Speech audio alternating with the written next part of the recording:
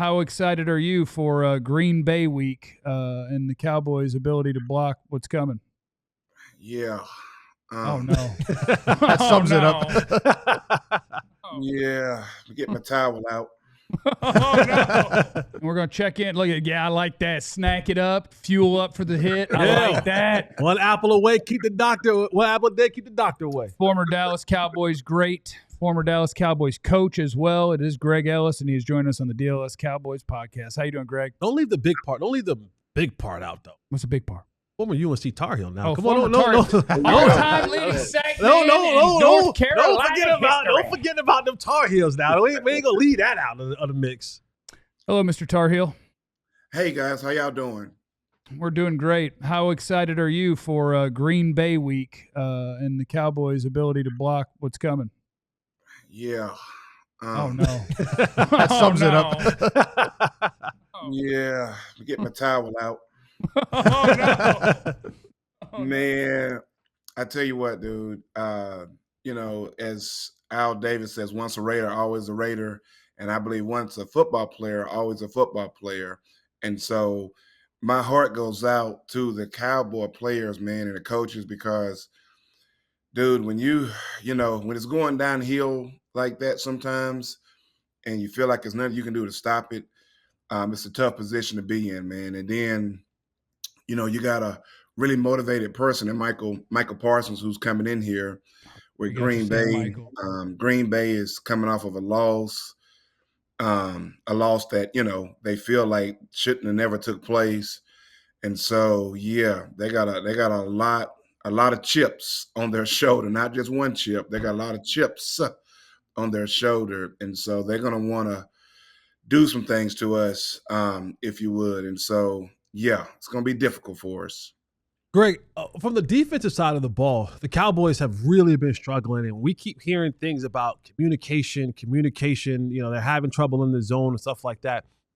For someone who has played that side of the ball for all of your football career, what does when you hear communication, like how does a defense fix that? Right, like you're running a zone. Like how does the defense fix those communication woes so that they're not giving up these big plays on the back end?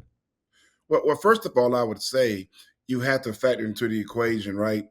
In 3 years, this being the third year, the Dallas Cowboys defense has had a different defensive coordinator, right?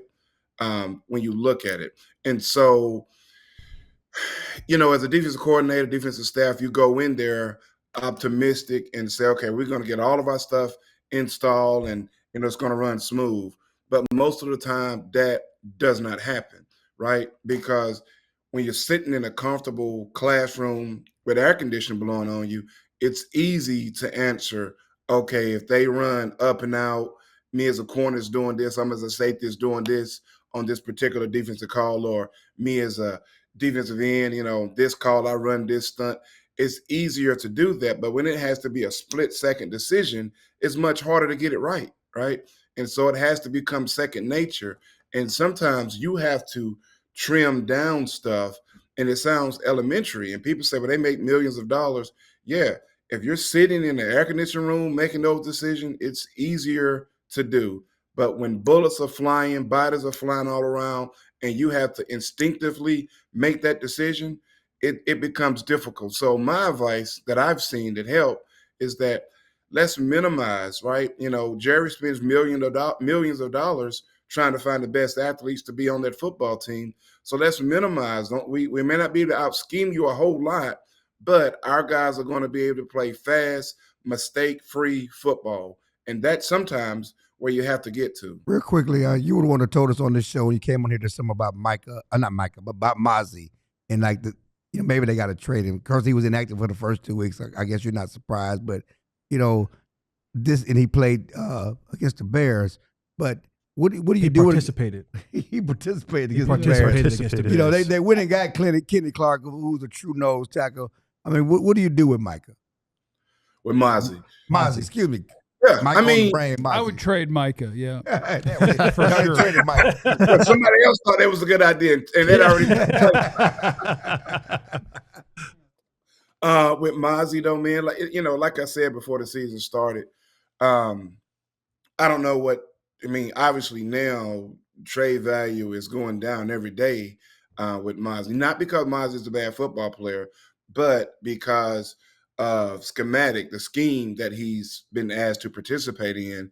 And like I told you guys, it does not fit him. Mazi is, and I want everybody to hear this in America, whoever listened to y'all show, stop judging Mazi and think he's a bad football player. There are plenty of football players that won't excel in certain schemes, and you take them out, unplug them, plug them into another scheme, and you're like, wow, where was this guy at?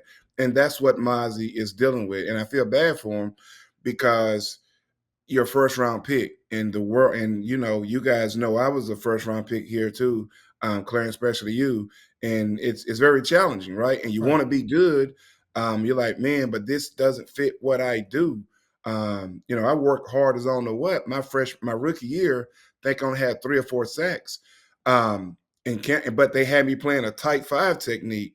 And I'm like, dude, did y'all not read the press clipping? I mean, still to this day, it's like, I do have the sack record at the University of North Carolina, and I didn't do it from playing head up to 320-pound guys. I did it by getting on the edge. That's where I'm at. That's where I'm from. And so in that next season, Dave Campo came up to me during the offseason. He said, Greg, we're going to widen you out a little bit. And that was like music to my ears. And that second year, I was off to 7.5 sacks, I think it was, before I broke my leg during game 12. And so it makes a difference how a guy can be productive, but he needs sometimes to be in that right scheme. Not sometimes, really all the time. And so right now with Mazi, if I was Jerry and them, I would seek to trade and find a realistic team so you can plead your case and pull out supporting film of Mazi in the past, even with us last year some, and maybe you go back some college film to show that potential team that you're looking to trade with, like, hey, don't judge him on him playing in this kind of scheme. Judge him in the scheme that he played in college. Judge him on the scheme he played last year in Zim's scheme, where, you're playing more big boy ball, you're more head up on stuff, and you're taking 6-inch power steps and you're locking out that way, as opposed to just saying, look, let's hit it and get it. So that would be my advice that I would give to the Cowboys.